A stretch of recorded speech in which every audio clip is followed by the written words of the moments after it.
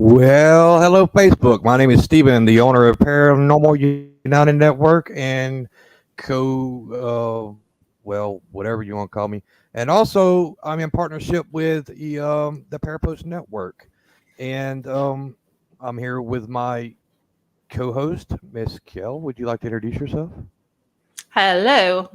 Yes, I'm Kell. I'm a paranormal investigator from the northeast of England, Newcastle upon Tyne, and I'm here with my best friend and co-investigator Lesley McDermott. But she won't introduce herself because she's very shy, according to her. Oh, according to her, she's very shy. Well, According to her, first off, first off, yeah. we kind of planned something. What we're gonna do is we are going to wish. Come on, Cal. We're gonna Jackie, wish Jackie Jackie, Petrie a happy yeah. birthday. Happy birthday, Jackie. Happy birthday, Happy Jackie. birthday. This happy birthday to you. Happy birthday to you. You. Nobody wants to hear me Yeah, sing. something like that. Well, I hope Howard's spoiling her rotten anyway. Hey, I told her I was going to embarrass her, so this is my way of embarrassing her. Is telling Jackie Petrie happy birthday to the hundreds, two, five, six, nine people, whoever it is. Anyway, the world can see it at any good time. So, Kel, I'm gonna go ahead and give the floor to you. What do we have going on today? Today we've got an absolutely fantastic medium called Craig Morris. He's a psychic medium from the UK. Basically, about coming up to 2 years ago, I lost my dad. I was struggling to grieve for him, and I got in touch with this medium because he was recommended to us. And what he told is absolutely blew my mind. He was like accurate on everything, every single thing. I wrote everything down, and like I say, he never got one thing wrong. So I've actually had two readings with him since. And like I say, he's absolutely phenomenal. So I've bring him on to obviously ask him a few questions. He's also a paranormal investigator. He's investigated loads of places. So yeah. So yes, we're going to interview him today. Look at there, Mr. Brian J. Laverty himself in here, and I'm sure he's gonna wish Jackie Petrie a happy birthday also. Um, that is the owner of Parapost. So, hi, Mr. Brian. Thank you for joining in. Thank you for watching our show. And without further ado, I'm going to bring on Mr. Craig Morris and Kel. Get started and do what you do because we know you like to interrogate. So here you go. Hello. Hi, Craig. Hello. Basically, I was just telling everybody how I knew you.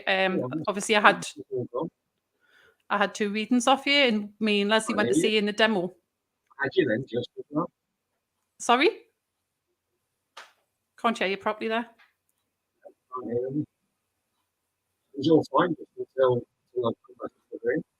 Yeah, yours sounds a bit weird as well. I don't know what's going on there.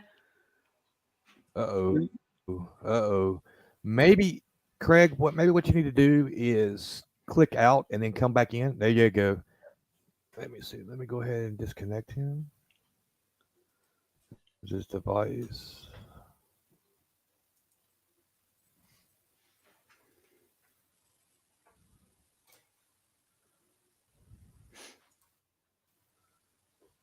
All right, let's see if he comes back.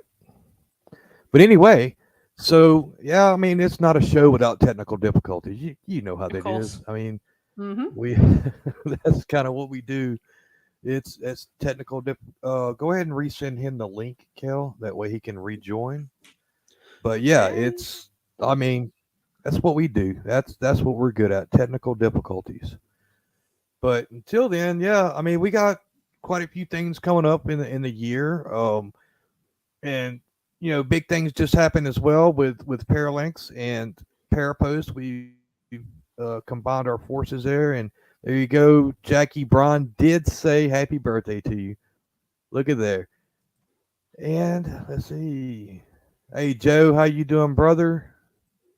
and trying to get out there and see. Oh, good evening from England, Jan Denham. Chelsea You McDermott, guys. hello. That's Leslie's daughter.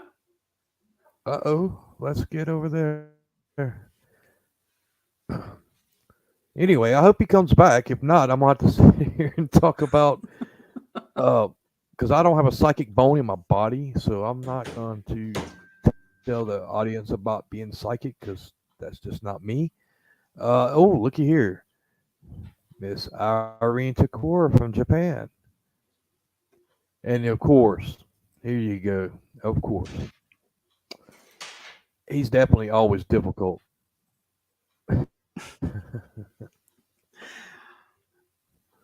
Just to obviously let you know a few things that that Craig actually did tell us about me dad. He told us that me dad felt his holding his wrist as he was passing, and there was a reason why I held his wrist and not his hands. So there was no Right. way he could have known about that. He Mhm. also told us about an uncle who met me dad that was more like a brother, and he even told us his surname. And that we used to drive buses, and it's like so. And then he also told us that I would be doing stuff like this in the future. I'm working with spirit, and since then I've become more spiritual. I have been having spiritual development lessons, and obviously Stephen dragged us on this, which I never thought I'd ever do. Yeah, I was gonna So say. Go into that story. How did you become a podcaster or a video caster? How did that happen? basically because I've got really bad camera shyness, I was doing TikToks, just little videos to try and get over the camera shyness. And when I was on TikTok, I basically added a few people from the paranormal world, and Stephen happened to be one of them. And so we got chatting, and the next thing I know, he was talking about doing the show, getting us on and doing the show. So All right. All right, we got yeah, our guest back, and there he is. Let's see how Hello. it's going. yay! I can hear you. I've no idea what happened. That's never happened to me before, ever. That's So, weird. Wow, there we go. There we go. must have been that block. Sorry, everybody. Anyway, getting back to it. Sorry, Craig. That's all right. Basically, I've just been telling everybody like bits about what you told us, how accurate you were, and stuff like that. Just giving like an example and stuff like that. So anyway, I'm going to ask you a few questions, and the Yeah. first question is from some random guy called Simon Lewis. I'll take no notice of him. He says, "Who's your smartest friend?" Oh well, if he's listening, I've got to say him, haven't I? Really, but Yeah. yeah, I suppose I should say him, really. But yeah, you know what? I'm very lucky in doing what I do. I've got so many different people around me, and so many, of course, support what I do. And of course, Simon is one of them. We were together just recently at a theatre in the Midlands, in the heart of England, and it's safe to say that many of the events that I've done over the years actually wouldn't have happened if it wasn't for Simon, in all honesty. So yeah, Yeah. Simon Lewis is the smartest friend I know. Yeah, I'll agree with that. He's done a lot for me over the last few years and everything. So he's a really good guy. Yeah, definitely. Yeah, he'll be happy to hear that anyway. No doubt. His head will be swelling. I'm sure. Anyway, what the other question is, how old were you when you discovered that you had a gift? When it really kicked off for me, I was like 19. I was flying as crew, but a few years before that, quite a few years before that, I was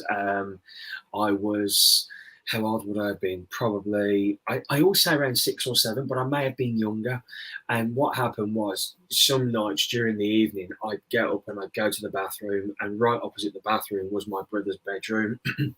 And I'd go in there, and not all of the time, but some of the time I'd come out, and there'd be a light, because my brother's bedroom door had to be open because the light had to be on, you see, during the evening.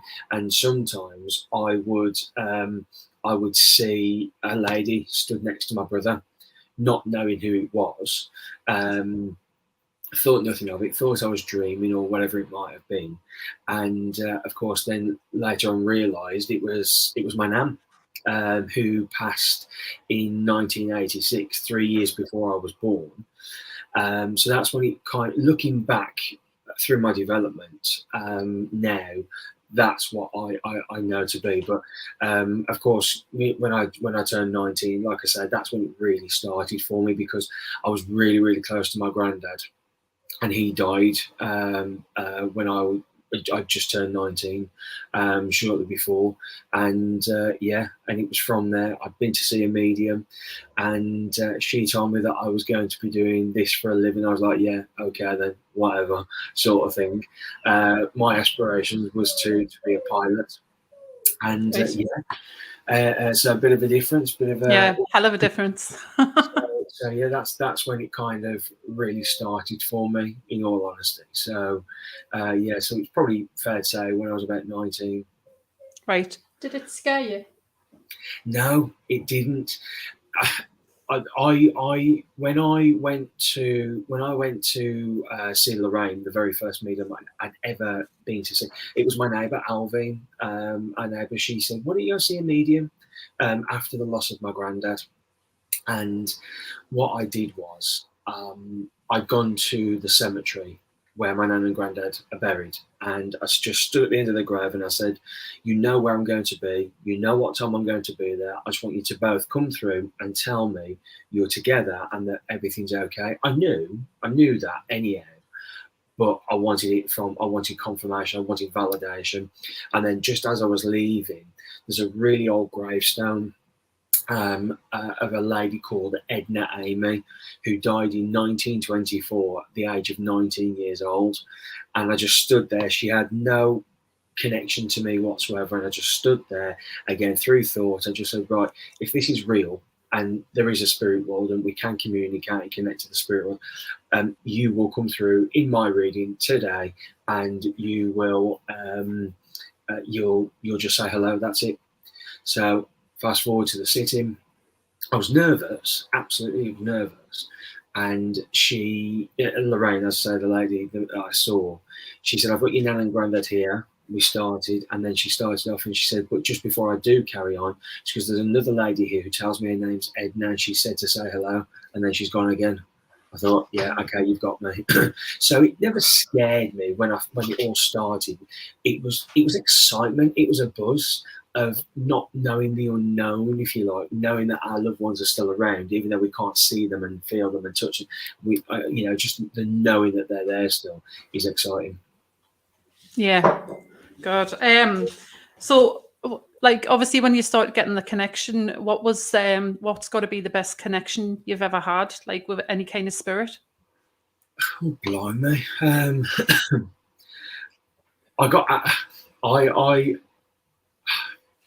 I don't know. There's so many that you can sort of probably point at that I can remember. I mean, as I was saying earlier on, I can't remember reading for yourself, and I can remember reading, but I can't remember what was said.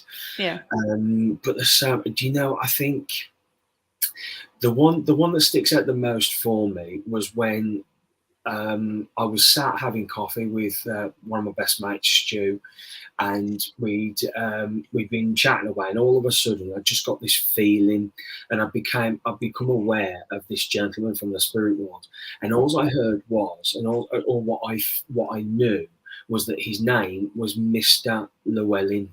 That's what I knew. So anyhow, I said to my mate Stu, I said, "Does it make sense?" He went, "No."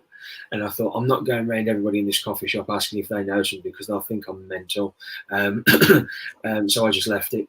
And I got home that afternoon and I said to my dad, I said, "Maurice," I went, "do you know somebody by the surname of Llewellyn?" And he looked at my mum, he looked back at me, and he went, "Shut up," like this. And we got downstairs into the kitchen. He said, "Whilst you were out this morning," he said, "I was talking about my old school days." And he said, and I was talking about my old headmaster. I said, "Right." And he said, "Well, his name was Mr. Llewellyn." I went, "Wow." "Oh, right." And he was like, he said, so does that mean he's dead? I said, well, I hope so. I said, because he's talking to me, or has been talking to me. So that's the one thing that's one sitting that has definitely, or I say it wasn't really a sitting, but that was one connection that certainly stuck out for me, definitely. And like I said, there's probably loads that I could go to and talk about, to be honest, but that's one that'll definitely stick with me, definitely. Yeah, I can imagine. Can you ever remember the worst connection you've ever had? Like the worst spirit that's ever came through? Like, so when we were living in Torquay, and during the lockdown, we were doing online circles and things like that. And one of the students had asked for a private sitting, so I said, "Yep, sure, no problem." So as we sat, there was a father-in-law that came through for her, and all of a sudden I said, I've got somebody else here. I said, who makes me feel as though he's your husband. And I gave like pieces of evidence of how he passed and so she goes, yeah, that's him. And I had to be, you have to be careful and cautious, and probably the best word to use is diplomatic. So I asked if I could be very honest, and she went, yeah. I won't repeat the word I said because it probably won't be allowed. It was very, very colourful. I said, he wasn't a very nice man, was he? She went, no. And she said, in fact, Craig, because I don't really want to talk to him. I said, I gathered that. I said, because your father-in-law, his dad, has dragged him out and said, not happening. And it turned out he was quite a bad person, in all honesty. So yeah, that was interesting. That was interesting. So, and of course, we have to remember that, just because somebody's passed away, or when somebody passes away, if they were a nasty piece of work, they're not going to grow a halo overnight. When they get to the spirit world, they're still going to be that person. They're still going to be that energy, if you like. So yeah. So, do you actually see spirit, or do you hear them, or how do you see them? A variety, really. I tend to sense and feel more, but when I see, I don't see them like I can see you guys. I can't hear them like I can hear you guys. Although saying that, it has happened. I have seen the spirit world very clearly. Like they stood next to me, I saw my nan, like I say, and when I've seen them and heard them again, it's almost as though, and the way that I always try and describe it as best as I can, is by saying to people, imagine a song in your mind, so let's just go with Luther Vandross, Dance with My Father. Now most people tend to know that song, and when we talk about it, you'll hear it in your mind. You can't hear it out here, but you're hearing it up here, and that's how it works for me. And it, like I say, it tends to be more of an intuition. It tends to be more of a knowing when I work, and they'll show me different things in my mind, whether it's photos or images of things or people that I can relate to. So yeah. Yeah, I'm just there looking in the comments. Simon's popped up to say hello. Just saying, yeah, I was expecting to pop in. So I'm glad he wasn't here when you asked that first question. He might have been. We don't know. He might be hiding in the comments. Maybe. Have you ever done a reading that you couldn't get a connection to, like you couldn't connect to spirit? Yeah, definitely. It's happened a few times, to be honest. There was one lady. There was a lady who I'd read for before, and she and her friend came to see me, and her friend went first because she had to leave, and then the lady I'd read for 12, 18 months before sat down in front of me, and I said to her, I said, your dad's here, he's to say hello, this and this, and I said, but that's it. I said, there's nothing else. And she went, yeah, that's fine. Because literally 2 minutes before we knocked your front door, she said, I turned around and said to my friend, I actually don't feel like I need a reading. I feel okay. I said, well, you've talked yourself out of a message.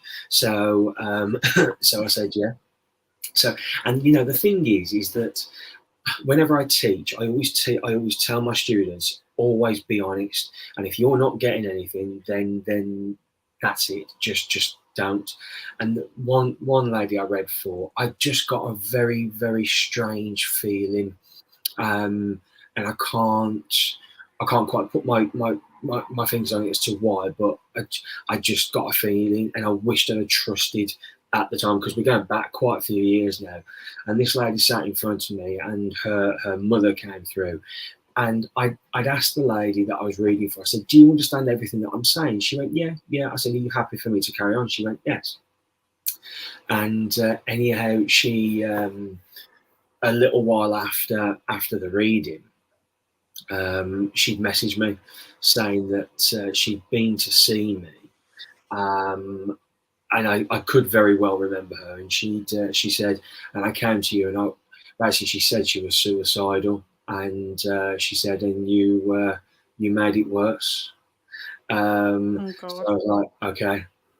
So that was one of my biggest lessons, and it upset me a little bit, because, of course, my purest intention is that when people sit in front of me, whether it's a private reading or a demonstration or even a workshop, the intention is that you leave better than when you first arrived.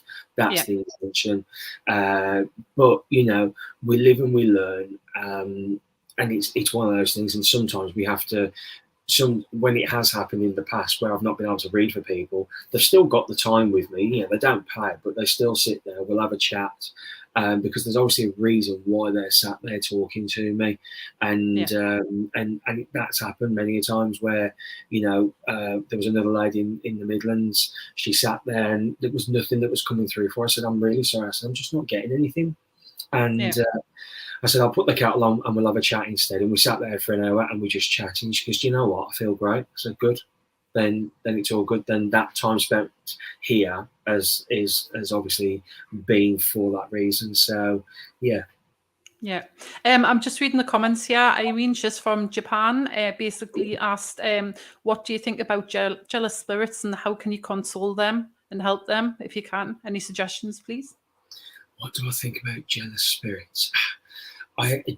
In the sense of that, what jealous of other. So, because the way that I would see that, if I'm going correctly with this, is quite often one of the questions I get asked is from a loved one that's here, still very much alive, who's lost a partner or a long time husband or wife, and the first, one of the things they say and ask me is, is it okay if I carry on in life?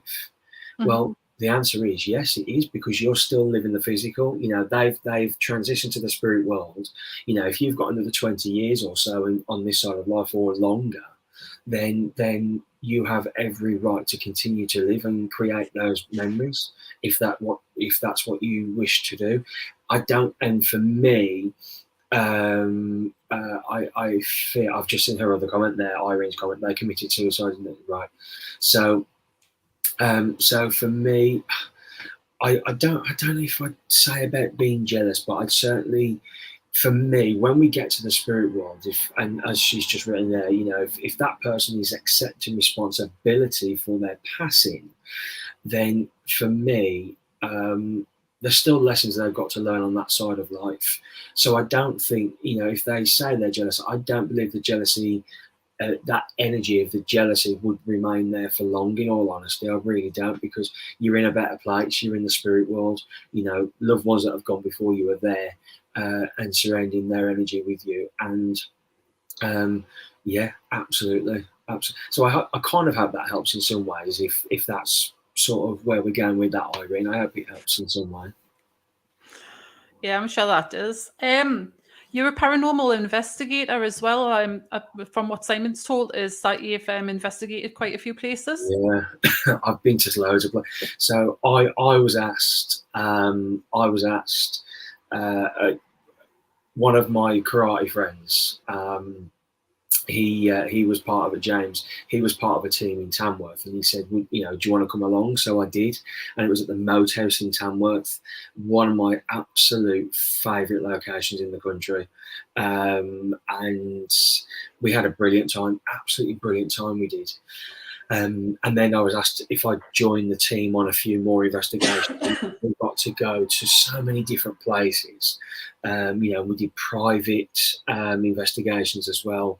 And it was just phenomenal, absolutely phenomenal. And what is great? I love going to a location for the very first time that I've never been to before.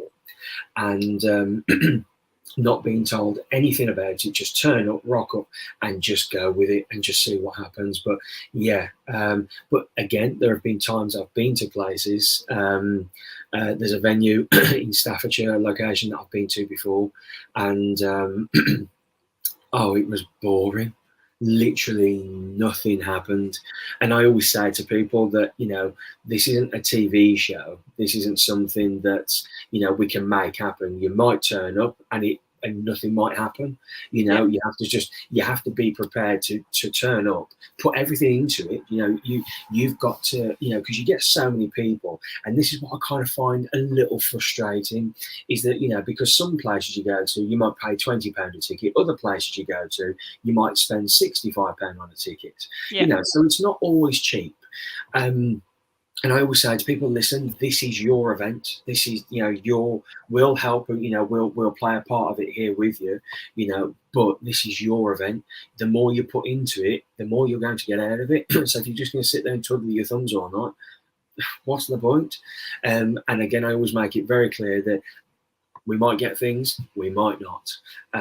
So yeah, but I do, I love it. And I remember, again, when we were in Torquay, right opposite, literally right opposite, a stone throw from where we live, was Tor Abbey. And beautiful building. I don't know if you've been there or not. I've never been there, no. But I do know of it, yeah. Yeah, it's brilliant. So anyhow, I'd seen that Derek Okora and his team were going in there.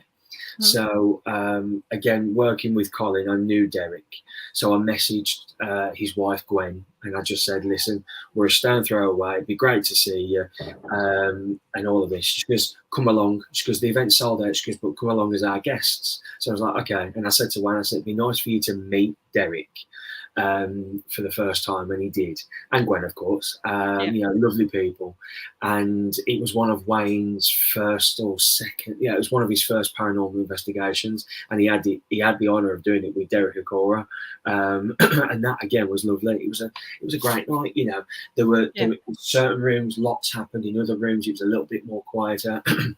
But it was a fabulous event, and I like them I do because it's different, it's unique. So yeah, I love doing them I do, love it. Yeah. Just jumping back to the comments here, there's Stephen Miller's asked, have you ever investigated Gettysburg in Pennsylvania? No, I've never. I've never done any paranormal events in America or anything. I'd love to. I'd absolutely love to. That was going to be my next question. Yeah. Would you want to do that? Oh, absolutely. Yeah. If I have the cure. I have the cure for you. If you want to come over here to the United States, I have the cure for you. Fabulous. Yeah. I know. I love America.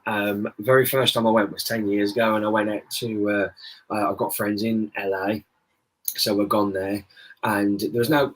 I tell you, there was no paranormal investigating that I did. But I tell you what, I did do that I found. I don't know. I just found it, if the right word is therapeutic. I'd gone up to. I can't think of the name of the place now, but it's where. It's one of the biggest Forest Lawn. It's called. It's one of the biggest cemeteries, I believe. Well, it looked like it anyway. It's massive. Right. And I'd gone there. George, I'm gonna shout out to you, brother. Hey, George, I'm glad you jumped in on our little live stream here. Hello. You know George Choplin by chance? No. Great guy. Great guy. He's in California actually. He's. Oh, really? He was on the TV show Ghost Adventures, and oh, right, yeah. I remember. Yeah, times. Oh, fabulous one. George, it's nice to see you. Yeah, if you want to go hunt with him, let me know. We'll hook you up. We'll go to a prison or a hospital or something. I'd certainly not say no. It's an adventure, isn't it? So yeah, I'd certainly go for it. But yeah, and I went there, and I went to the idea of going there was because I wanted to go to the grave of Stan Laurel, which was just but you know, I went there, like I say, there was no paranormal, you know, I didn't do anything, but it was just pure bliss there. It was just so and surprisingly, people might have thought different to cemeteries, but whenever I go to a cemetery, it's the one place that I go and my mind just switches off. It's the place that is the most quiet in my mind, and I love it. But so yeah, I would definitely go to America, and so that might be something we can get set up. But yeah, paranormal investigating is great, definitely. Yeah, I mean, you've got to think about it this way, that people don't actually die in a cemetery, so Yeah, exactly. it's usually the people, places like hospitals and stuff like that, that they die in. You would think that would be the most haunted. So yeah, absolutely. Yeah, with your paranormal investigating, how do you use your mediumship? Like, how does that really help? Apart from obvious. Yeah, so again, I always say to people, that even though we're doing it's a paranormal investigation, you still have to be prepared that your loved ones will come through and say hello, and quite often it does. Probably on most events, in all honesty, I always have to, because now I only run one event every year on my own, that I book for myself anyway, and that's at Dudley Castle, an amazing location. And I usually have Amy Hickman, who is just, she's the historian at the castle. And what she doesn't know, it's not worth knowing, but she takes a group, and we usually have somebody else that takes another group. And I just flip between the two. And I just say to people, listen, when I pop in, just be prepared that your loved ones might be there as well. And quite often it happens. But it's great to be able to sort of help, and I say help, but it's good to be able to inspire other people as well, to be able to acknowledge when they're aware and they're in the presence of somebody from the spirit world as well. So yeah, I use it in different ways, to be fair. That's good. So where's the best place that you've investigated in the UK? Was it the tour or? I would, blimey. For me, it would have to be, I'd have to choose two. And the first one, and I've mentioned them both, and that is the Moat House in Tamworth. And then the other one would be absolutely Dudley Castle. Absolutely. Yeah, I want to go there for a long time, so. Well, I'm there in March. You'd be very welcome to join me as a guest. I'm actually in America in March, so. All right. Oh, well, there we go. Then never mind. I'll be there at another point. But well, thank you. Thanks for the offer. You're welcome. But absolutely. Stephen Miller has another question. Yeah. There was another question here. I'm just trying to find it. Stephen Miller, Have you ever investigated the Tower of London? I haven't. No. Again, I certainly would do.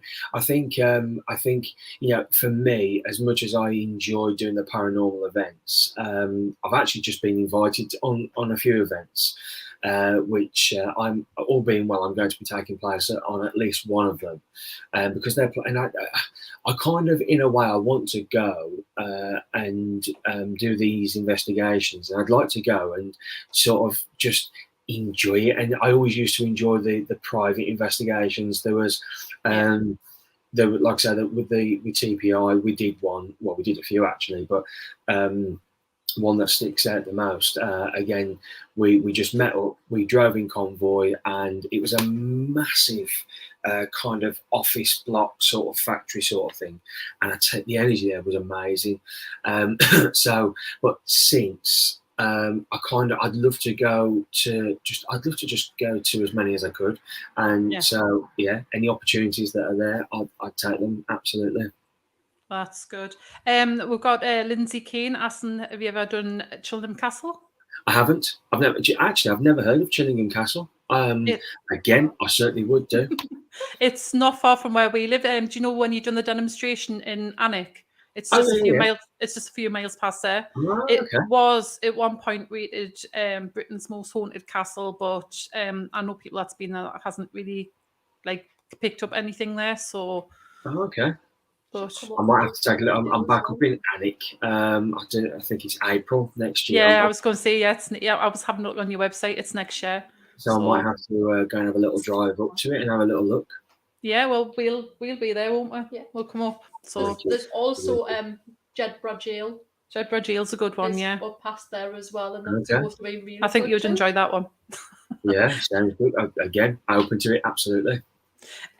You were on about Reverend Stephen Fry before. How did you meet them, and what happened like in the course of meeting them? Oh, Colin, yeah. So I'd met Colin, blimey, quite a few years, several years before I went on tour with him, and it was just because I was going to see him work. I was going to see him do demonstrations in the Midlands and everything. And I remember one night I was in Wolverhampton, and he was at Wolferen Hall. And as he was doing the demonstration, in the second half, he always gave people the opportunity to ask questions, and I always took the opportunity. My hand was the first one up, and on this particular night, he had about 700 or 800 people in front of him, and and he just sort of said, "Craig, how did I know you were going to ask me a question?" He said, "Right, Craig, stand up, stand up." He said, "Right, everybody, this is Craig. Craig, this is everybody." He said, "Lots of you ask and email me asking if I'm doing sit-ins and things like that." He said, "I don't." He said, "It's just not possible. However, this young man does." And from that, again, he put my name out there in the Midlands, which was great. Got loads of more sit-ins. And then, excuse me, on the 10th of November 2014, I decided I was going to resign, take a big plunge, resign from my full-time job, and after being on sick for a while, and just stop and just go with my mediumship full-time. So I'd flown up to Scotland, I'd flown up to Glasgow to see Colin and Derek do a joint demonstration at the Pavilion Theatre. And at the end of it, they had about, I don't know if it's about 1,600 people, 2,000 people they had that night in front of them. And at the end, I'm kind of fast forwarding here a little bit. When I checked into the hotel, in my mind, I almost asked if there was a Mr. Fry staying at the hotel. I thought, they're not going to tell me. I left it. And as I went to the lift, the first person I bumped into was Colin Fry with his tour manager. So I ended up going in the lift, chatting to him for 5 minutes, and then met him at the theatre. And he did the demonstration with Derek. Fabulous, both of them were. And then at the end, they were doing all the book signing. And my intention was quite simply to just go up to them, say, "Thank you very much," quick photo, and then go to the pub. That was my intention, because I was flying back the day after. And Colin had said to Derek, he goes, "Watch for this young man in the future." He said he's going to do well.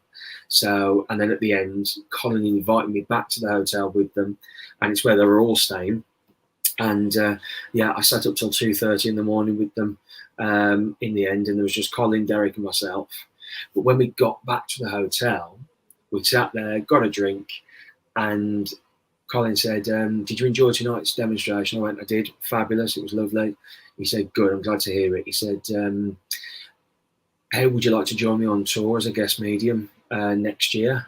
And it was kind of like, "Huh? You what? Say again?" And he said, you don't know this. He said, "But I've actually had, people out watching you." He said, "to see what you're like." He said, "People that you wouldn't recognise or know." He said, "I like what I'm hearing." He said, "So therefore, I'd like you to join me on tour." And that was it. So literally, I'd resigned from my full-time job in the morning, and then by the evening, within 12 hours, I was going on tour with Colin Fry. So That's amazing. Everything happens for a reason. Yeah, one door shuts and another one opens. Absolutely, absolutely. We've got another question from Stephen Miller. He wants to know if you've ever investigated any Scottish castles. I haven't. No, I've worked in Scotland a few times, but no, I haven't actually.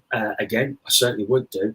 I'd love to visit Edinburgh Castle. To be honest, I'd love to do that. So, yeah, all these things are all on my to-do list. They're all on my my to-do list. Certainly to go and visit new venues and locations next year. Even as a guest myself, it'll be nice just to go and just take part. So yeah. Yeah, Has anybody unexpected ever came through when you've been doing the reading? Has what? Sorry. Anybody unexpected, like somebody that you weren't expecting to come through?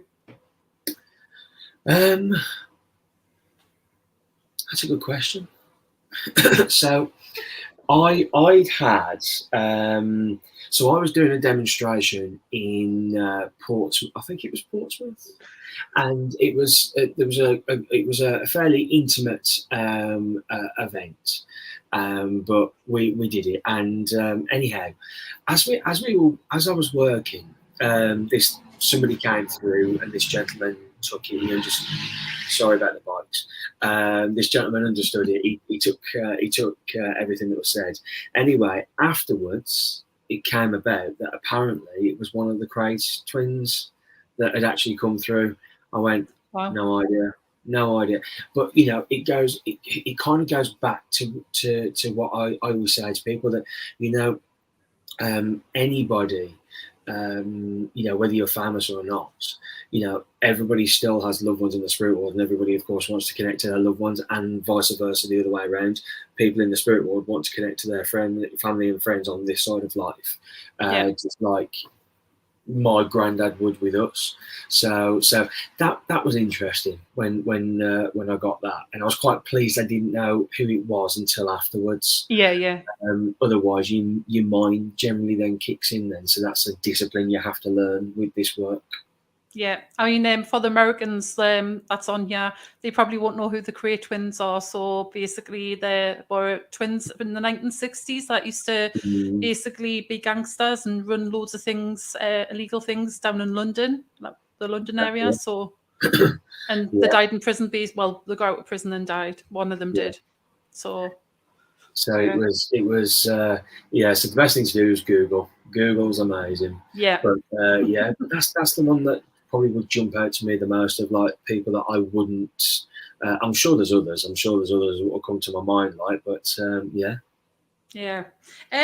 So as a medium, like when you want to take a break, and obviously you've got spirit coming to you and stuff like that, how do you actually close off? It's the intention. For me, it's just the intention. The spirit world know how I work, and there has to be boundaries. When you first start doing this, you want to do it all the time because it's just like so amazing, and it is literally magic. And you want to be, so just in that energy all the time. It's like a drug. It's a buzz. When you're up there, you have that time where you come down. You're like, oh, I just want to be back up there again. But now, when I do a demonstration, I've finished.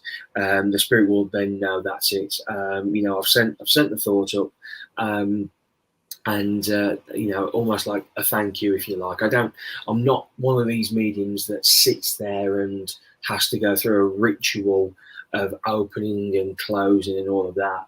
For me, it's the intention that's there. So for me, it's once I'm done, I'm done. That's it. That's good. Stephen Miller again said, have you ever run into anything demonic?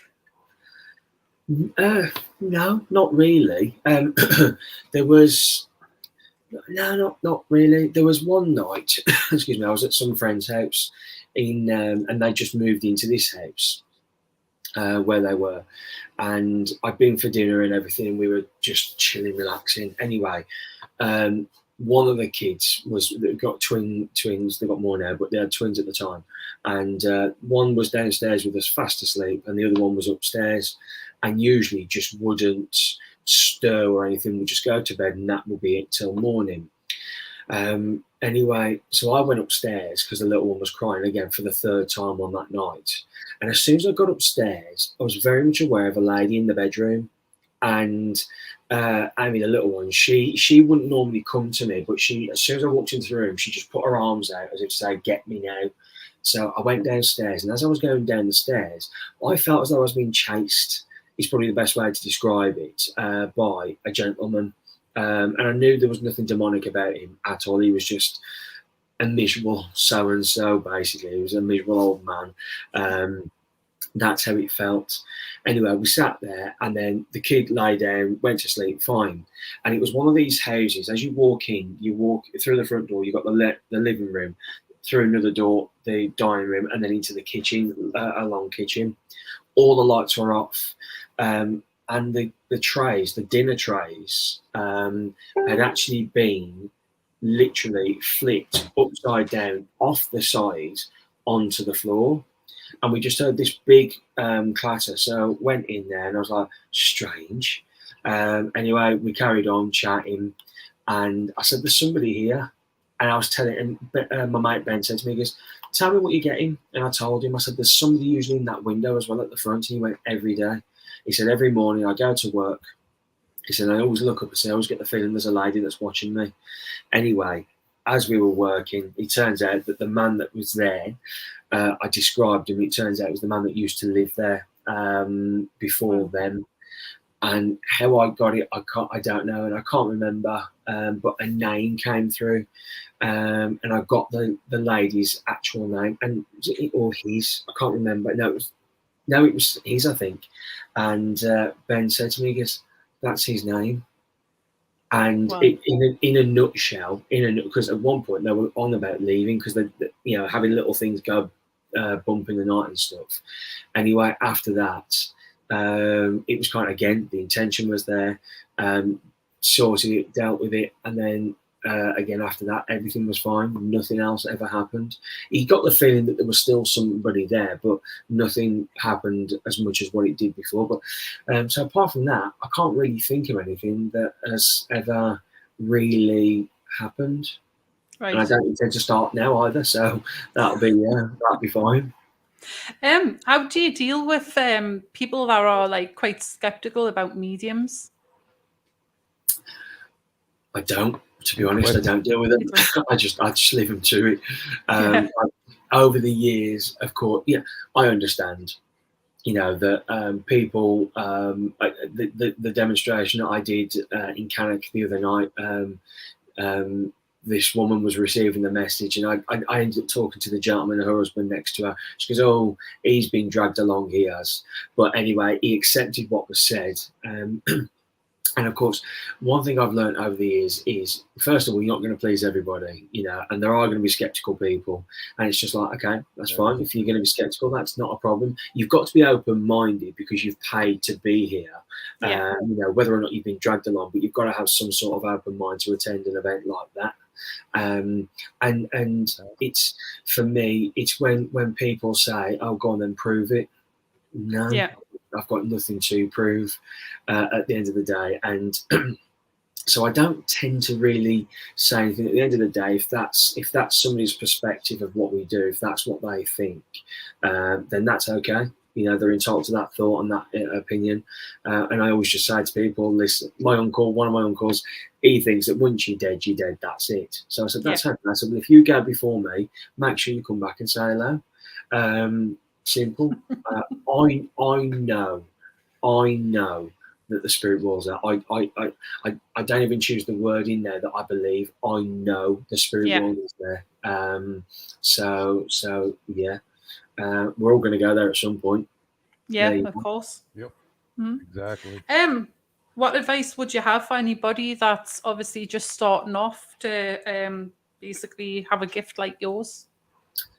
Enjoy it is the biggest thing. Don't put too much pressure on yourself, and make sure you have as amazing as this is, and as much as I love and I get such a buzz off of it.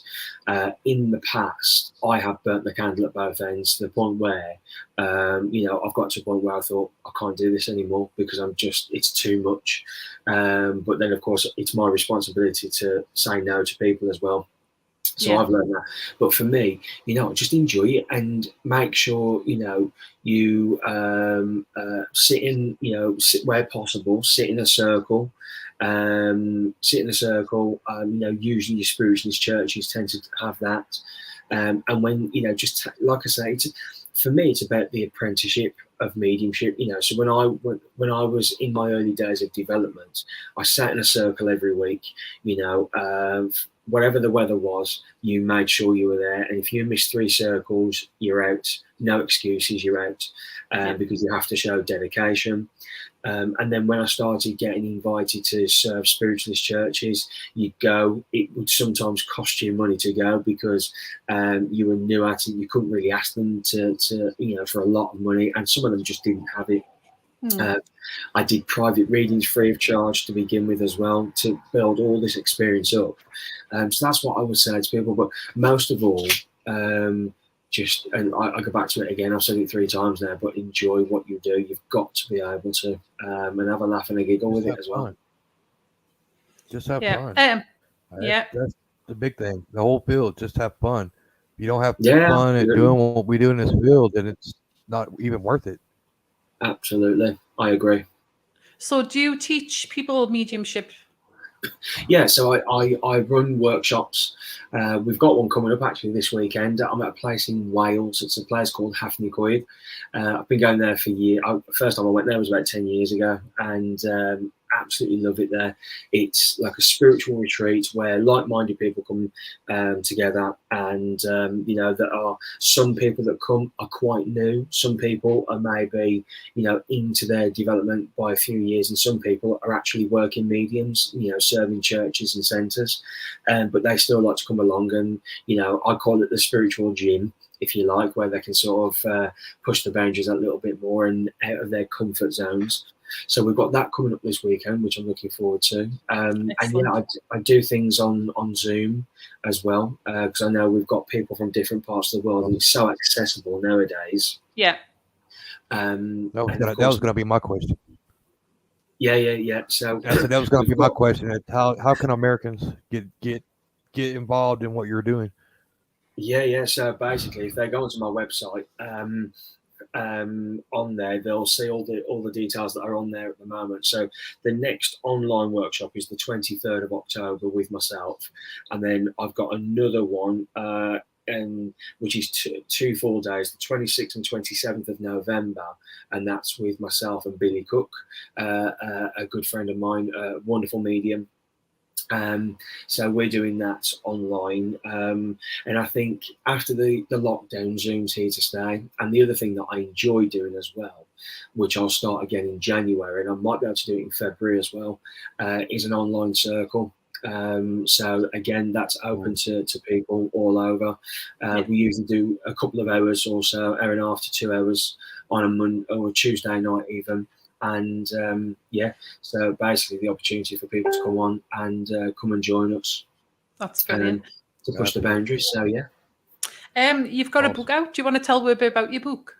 I have, yes. So I've got one here right next to me.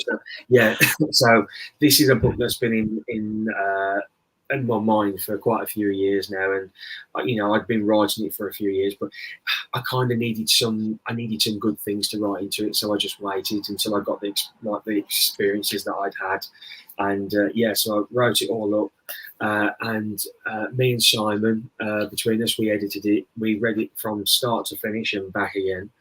So the title of it is "Here for a Good Time, Not a Long Time," which is my motto in life. Because you just don't know what's around the corner. But in there, it's really how my journey began. Some of the things I've covered tonight, I go in. You'll be able to read it in there. The time I worked with Colin, and there's some things there about how I work and things like that as well. There's just so much in there. And the one thing I found as well was that sometimes when I'm reading for people, there are parents that are sat in front of me that have lost a child.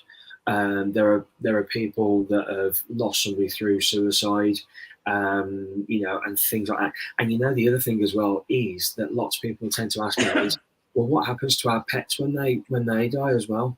And I thought, these are good things to talk about. So things like that are in there as well. But so awesome. I think I've literally got about 20 copies left. Right. Altogether. I still need to get mine as well. Well, we're going to get some more printed. So I'll be speaking to the publishers next week to get that done. But basically head to the website. You'll be able to get your copy. Brilliant. Do you want to Awesome. give away your details for your website, for your booking and everything Absolutely. So on Facebook you'll catch me as Craig Morris Psychic Medium. I don't have a blue tick or anything, but you'll find me anyhow. And on there is where I usually just post where I'm going to be, what I'm going to be doing, private readings. The website is all the W's, craig-morris.co.uk. And on there, what you'll be able to do is all my up-to-date events are on there. You can book online. So some of the workshops I've just mentioned, you can book on there to come and join us. And also in November, we've just done one recently. But we did a 15-person virtual event, and that went really well the first time we've done it. So we're doing it again, and I think there's literally 2 or 3 spaces left on the next one in November. Right. So again, all that's on there. Private readings, you can contact us through there. So everything's on the website really for people. They need to know where I'm going to be and what's happening. So do you know when any next demos are at all, or is it just all on the website? Yes, there's quite a few coming up, to be fair. So literally, I'm in different areas. So I'm off to Wales this week. I'm going to be in the Midlands. I'm down in London. I've been to Dorset. Where else am I going? I'm just literally going to be all over the place.